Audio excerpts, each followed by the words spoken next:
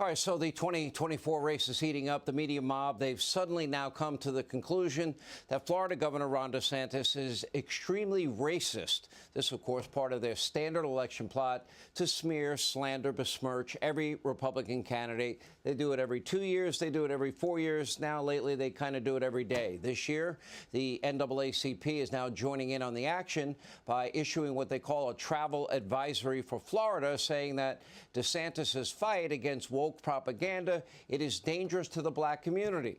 Well, now that seems ironic considering that the chair of the NAACP's board lives in Tampa, Florida. Sadly, it is not just Republican candidates who are the focus of the left wing and their racial smears these days. They also accuse Marine vet Daniel Penny of white supremacy after he subdued a violent homeless man on a subway with two others. And sadly, this man ultimately died. He was making violent threats against the passengers at the time. Many passengers have testified to that fact. He also had been hospitalized many times as well. His death is sad. It is tragic. It's tragic that not one New York City liberal ever lifted a finger to help him at any point.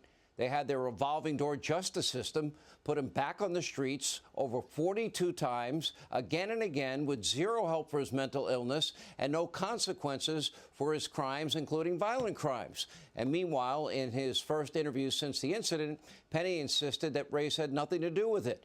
Here was the reaction. Former Arkansas Governor Mike Huckabee, Project 21 co-chair Horace Cooper. Horace, I'll begin with you. If you look at the Democrats, this is, classic identity politics.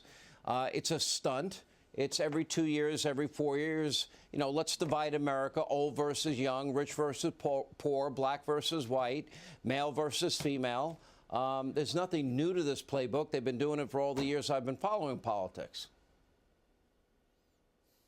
Well, it's just getting more poisonous, as everyone knows that this wedge mentality where we divide people, whether it's the rich versus the poor, whether it's men versus women, or whether we're talking about now races, whites versus blacks. The poison in all of that has intensified.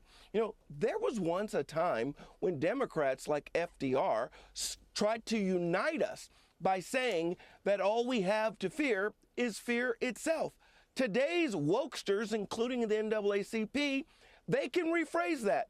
All they have to offer is fear itself.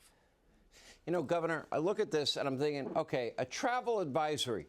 I've been to Florida a lot. I know people all over Florida. As a matter of fact, everybody with a brain is moving to either Florida, Texas, the Carolinas, Tennessee, or your state of Arkansas. They're getting out of these high-tax states with these rigid, draconian bureaucracies, and they're saving a lot of money and having a better lifestyle. I don't see that anybody's being discriminated against systemically in Florida. Do you? Well, someone hasn't gotten the message to the rest of America because so far in the first quarter of this year, Florida had 38 million tourists, which is a record for Florida. They've never had that many, ever, in the first quarter of the year.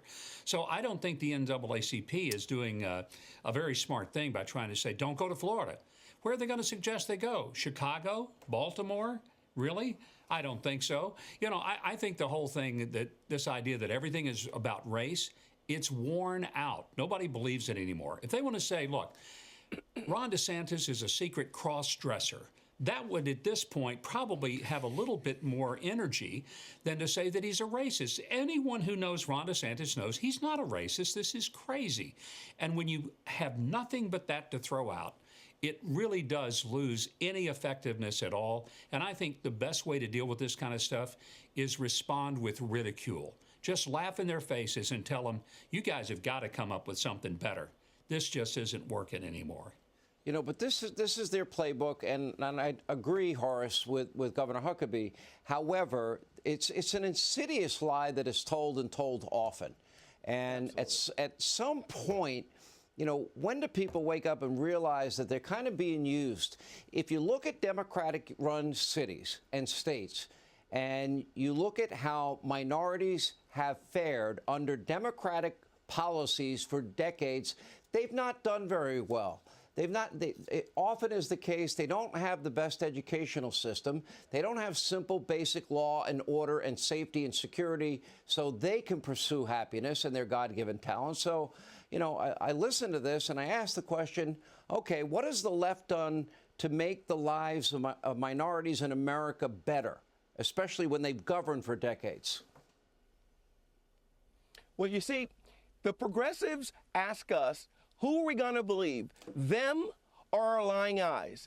More black Americans in particular came to Florida to create jobs and made Florida, over the last years of the DeSantis administration, a #1 place for job growth for black Americans. In fact, the black population is growing faster than the white population in the state of Florida. What do Floridians know? As the governor pointed out, it's a #1 destination area. People make choices using their good judgment. People are not going to Chicago to get shot, or Detroit, or many of the other hellholes that the progressives have created. You know, any Republican needs to understand this. Governor, you've run for president. You've been through a lot of this. If you are a Republican and you're running for president, they're going to say all of these things about you: racist, sexist, misogynist, homophobic, xenophobic, my whole list. They'll say it about any Republican that's a threat. And it'll be more pernicious. It'll be far worse for people like Larry Elder and Tim Scott, who got into the race today. Do you agree with that? Oh, absolutely, because there's nothing that disturbs the left more than people who don't fall into the left's already determined role for every person based on their gender, their race, their religion. It's just absurd. I think I'm just going to go back to this, Sean. It's time that we respond with ridicule, not anger, because that doesn't do any good.